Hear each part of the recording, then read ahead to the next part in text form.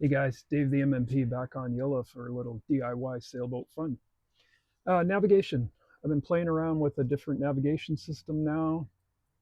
Built a new aluminum enclosure for it. You probably saw in my previous videos, I built this monster big white plastic box. And the thing about it, I was planning on putting multiple Raspberry Pis in there, maybe one to run Venus OS, one to run navigation, one as a ship's computer, like Home Assistant, something like that. But then I decided I didn't want anything connected to the navigation computer to corrupt it. I don't even want to connect it to the internet because if you connect it to the internet, somehow you might possibly get some sort of virus or something on the navigation. So usually what I do is I plug it in at home on my secured network with a cable. I don't ever connect it to the Wi-Fi because you never know what's going on the Wi-Fi. But I've decided to put it into a new enclosure. So this is an aluminum enclosure. It's about 5.5 by 9, something like that. I had a lot of viewers chime in and say, how are you going to get the heat off the Pi? Navigation is, it's kind of a little CPU hungry. It depends on your screen. So I've ordered a touch screen and with a stainless, it's waterproof touchscreen with a stainless cabinet on it. I'm going to mount it in the cockpit.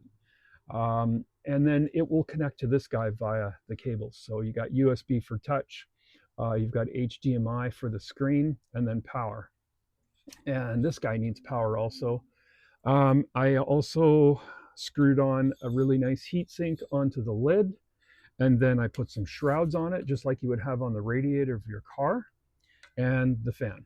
So the fan basically is going to draw air across the heat exchanger and straight out. And that's going to scavenge all the heat from the Pi. Probably on the inside of this lid, I'll have another heat sink screwed to the back side of the lid. That will scavenge all of the heat out of the box, transfer it to this heat exchanger and out. So with the whole thing being aluminum, the whole thing's going to come up to temperature and get rid of the heat. Now I got to find a place to put this. Originally, I thought I might put it in the quarter berth, but the quarter berth is my access to the diesel. I also get to sleep in this quarter berth. The other side quarter berth, I basically turned it into a technical compartment. It's got my inverter in there. It's got all my electronics, my charge controllers, everything. It also has access to the diesel, so I'm trying not to plug it up. I need to be able to crawl in there and access the diesel whenever I check the oil is on that side, fuel tanks on that side. So I'm trying to keep everything out of the main areas of the quarter berth. I may end up sleeping up front in the V berth, and then I don't have to worry so much about the quarter berth. Most people turn their quarter berths into kind of like their garage. Their chairs that they have out on the cockpit, when they bring their chairs in, everything pretty much gets stuffed into the quarter berth. Their floaty toys and all that stuff. All of your outdoor toys that you play with when you're off the boat and on the water, those end up plugging up your quarter berth. So that might happen to me. I might end up having to sleep in the V berth up front. So that's entirely fine. Let's find a spot for this guy. Okay, so here's the quarter berth. I plan on sleeping on this side. It's underneath the cockpit. And I've got some AC stuff in here already. I've got a AC charger for my batteries down there. I've got the galvanic isolator down there. This is my access to the engine room. There's a little door that goes down there and that goes into the lazarette. So I don't really want to plug up this area. I mean, I could put it in here, but it probably block off the access going to my diesel engine. Okay, so here is the bulkhead. Right now I'm using this for navigation. It's essentially a depth sounder, but it's also got nav on it. This was another little Garmin fish finder that the previous owner had. I'll probably get rid of that because I'm probably going to plan on putting a chart plotter on there. And maybe modify this, put a real arm on here, do something with this. So let's just move this, swing this out of the way. So normally when I'm sailing, that's like that. I need to do something with this cable, put some sort of a little umbilical in here and tie all this up. There's really good access for power because my Power switches are on the other side of the companionway here for the bulkhead. A bunch of other gauges down here.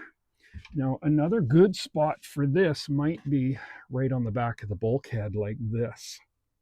I've got my binoculars in this little holder. That doesn't have to be there.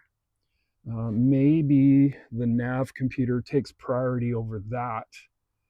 I want to keep it away from my compass. So this is the back of my compass. You don't really want to have any power around it. This is the light for the compass, so that's okay. It has its own light inside, but it's calibrated with that light on. So I'm thinking here somewhere. I need enough room so that I can get into the quarter berth without hitting my head on it. Maybe it needs to be over here a little bit. And then it's kind of blocking off some of this other stuff I need to look at. So what else have I got here? Propane monitor. So it's got a propane sensor down in the bilge, and then there's one built into this thing. Shore power main switch, but that's going to change because I bought an AC breaker panel. It's actually a used one, and I'm going to install that probably in this area here because that's where all my AC power comes in, and my AC outlet is there. So I don't know. Maybe we have to find a different place for Mr. Binoculars. A nice little teak cabinet holder that the previous owner built. Maybe my nav computer goes there. It's not super deep. I mean, it's the same depth as the binocular holder, so that might work just fine. And it needs to be down away from that compass. 6 inches, I think we're just fine. I think compasses, the electronics can be 2-3 inches away from the compass, but I'll have to check that. And I'll have to do a calibration on the compass once everything is in there and running. So I'm kind of thinking that that might be a good spot. That will allow my cables to come down. So my cables can come off the bottom.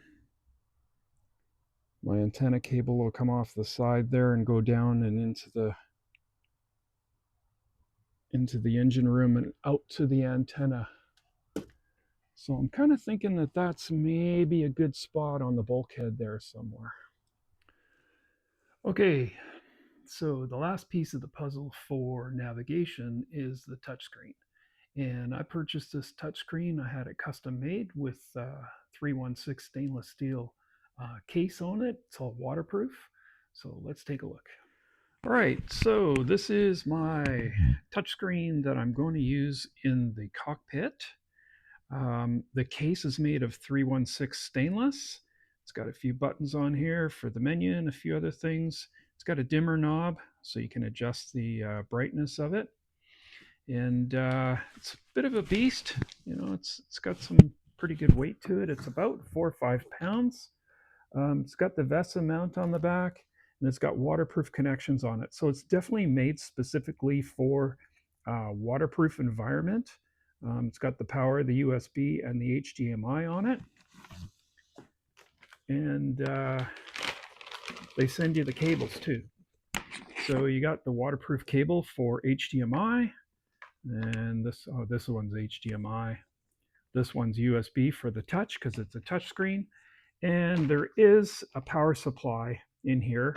Probably won't use it. It's a 120 volt power supply. It comes with it. So when I put it in the boat, this cable comes apart and then you can just connect it to 12 volts. So it runs on 12 volts DC. And that's kind of the last piece of the puzzle for the navigation system. So I'll be running OpenCPN, and the next step will be to get this guy mounted in the boat on some sort of an arm, and so that I can retract it back into the cockpit and or back into the boat, and then in the cabin. And when I want to sail, I'll just swing it out into the cockpit. Or I might permanently mount it in the cockpit on its own arm and make it so that I can remove it, kind of like a scan strut type of a deal. Okay, guys, that's it for me. If you like the video, give me a thumbs up. Okay, guys, that's it for me.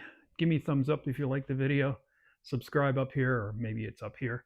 And I'll see you guys next week for some more sailboat DIY fun.